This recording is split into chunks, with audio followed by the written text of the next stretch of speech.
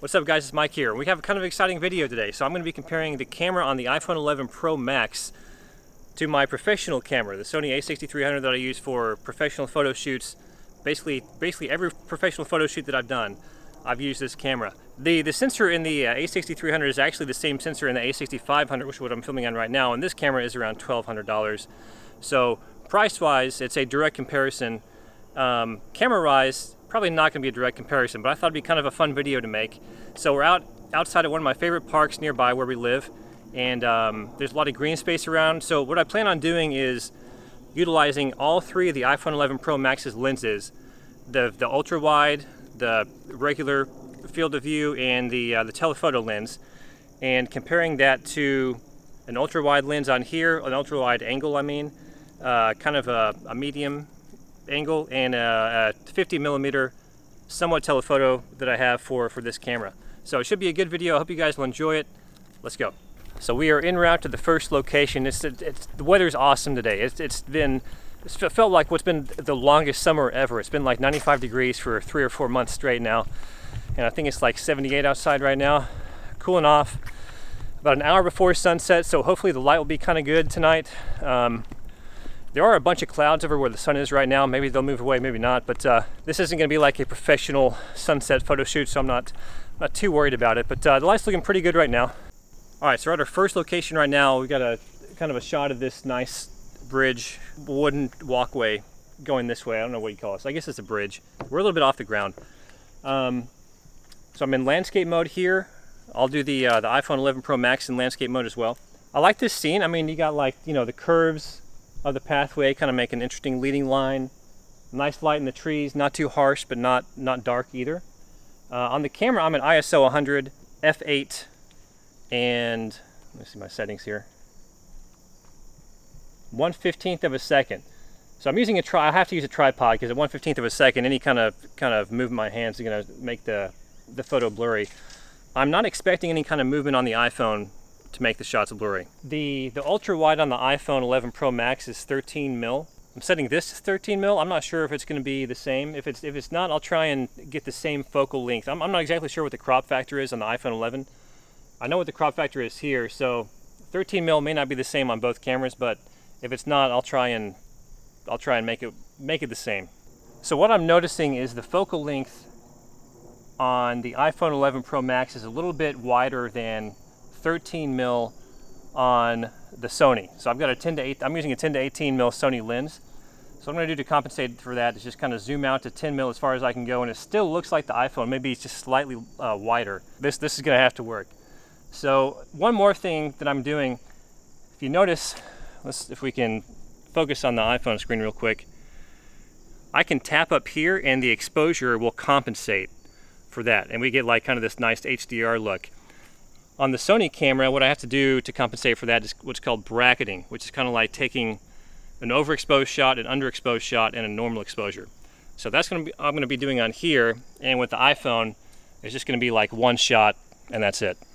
Alright, so let me explain how I'm editing these photos. So right here you see the photo from my Sony camera. I shoot in RAW, so the photos coming out of my professional camera that I do professional jobs with, they're very bland, they're very like decontrasted, there's not much going on, so it's kind of like up to me to edit everything how I want it to be. So that's what I'm doing with the photos from my Sony camera. I'm editing them how I would normally edit them. For the iPhone, I'm trying to keep things as real world as possible. So like photos that I take on my iPhone, I don't really spend much time editing. I may do like very, very basic things, but I'm not taking them from my iPhone and putting them on my computer and then editing them in Lightroom or Photoshop or things like that. For one reason, that'd just be a pain to do, and another reason is that photos on the iPhone are not nearly as editable as photos that you would take on a professional camera like Sony, Canon, or Nikon, something like that.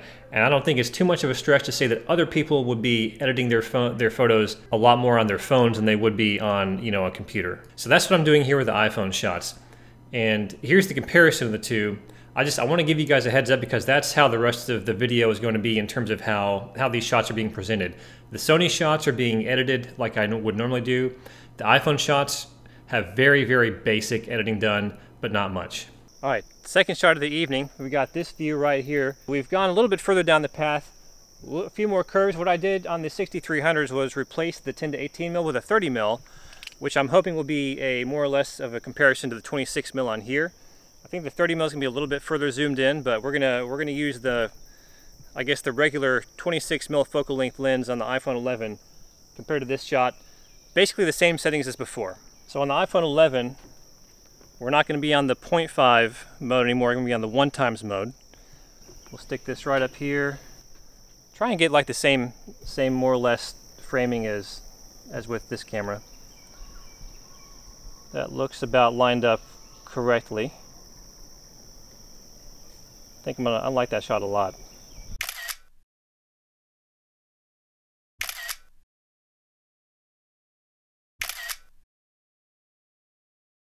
Alright guys, the sun's putting on a little bit of a show right now. We've reached like the main open green space, I think just in time. I'm going to walk a little bit further up this way, and we'll set the camera down and probably get another wide angle and hopefully find some composition to use the telephoto zoom on the iPhone 11 as well.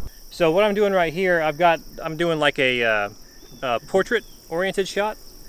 Got a lot of the grass and small flowers in the foreground. Beautiful sky with clouds in the background. And you guys may not be able to see it at 16mm, but I'm trying to center this kind of like tall outcropping of, we've got like half of a tree trunk and bushes kind of around it. So that's what's centered. I mean, it's not like the most pleasing to the eye type of thing, but you know, slim pickings out here. So that's what this shot's going to be. I've got the A6300 set up right here. I'll take this shot and then I'll get it with the iPhone 11. The one thing I forgot to mention was that the last shot that we did was at 30mm on this camera and like the one crop on the iPhone. I put the 10 to 18mm back on the Sony A6300, so we're at 18mm right now, and I'm still going to use the 1x crop on or the 1x camera on the iPhone. So 26mm on here, 18mm on the Sony.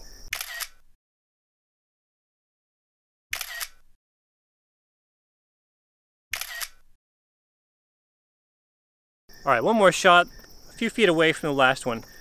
I don't know if you guys can see the dock way back there. I'll try and zoom in right now. But I put the 50mm on the Sony. I'm going to use the 2x zoom on the iPhone 11 Pro Max.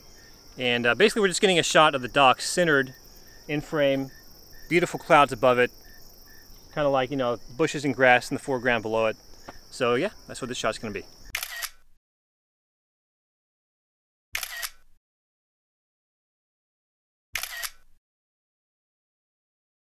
So off camera, I've been kind of taking some photos of the cloud above me, and I've been noticing a few distinct things about the differences between these cameras. The iPhone is a lot warmer, has a lot more warmer tones, and doesn't capture like magentas and things all that well.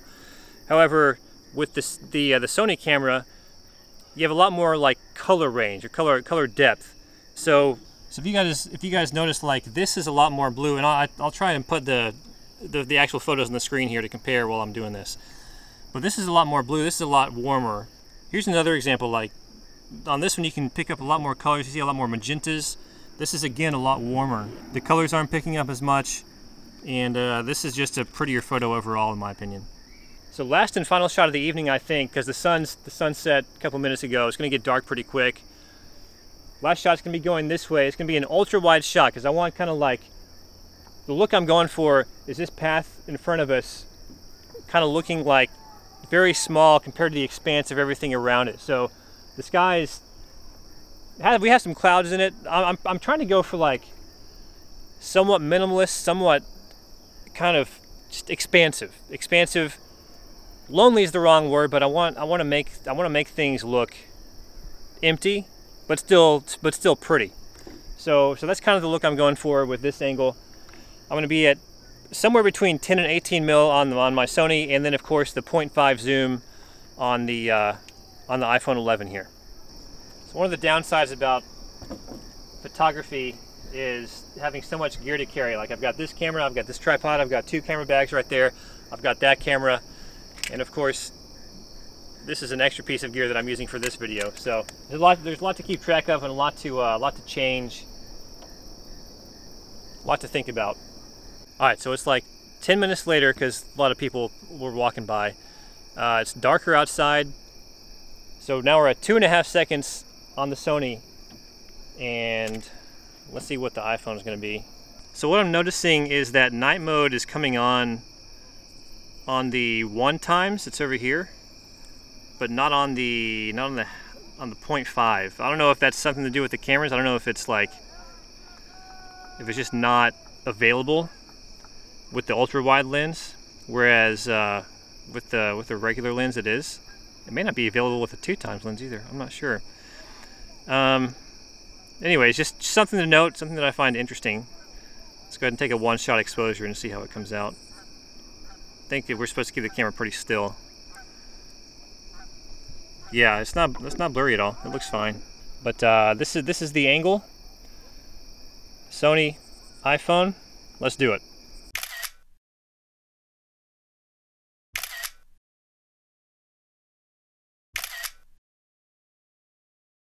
Alright guys, that's going to be it for the video. I really hope you enjoyed it. Let me know in the comments below if you made it this far. I'm not sure how long this video is going to be. Hopefully it's not going to be longer than like 15 minutes or whatever. But yeah, drop a like, helps out tremendously with the YouTube algorithm. Subscribe for more content. Definitely have more tech videos coming up, more photography videos coming up as well.